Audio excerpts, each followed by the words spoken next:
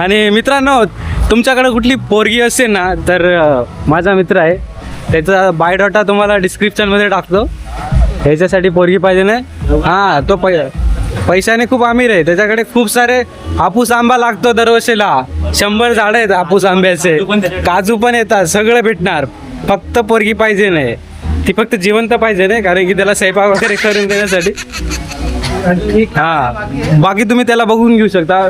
तसा दिसायला हँडसम आहे, असं काही नाही, लोळा पांगळा नाही आहे, जिवंत भेटणार तुम्हाला. असा होता. बाकी त्यांनी सोनं बिन करून ठेवलंय, फक्त पोरगी यायला पाहिजे. हां, आमचा प्लॅन आहे मे महिन्यापर्यंत त्याचं लग्न करायचं. जर कोणी असेल प्लीज कॉन्टॅक्ट करा. त्याचं नाव अलंकार आहे.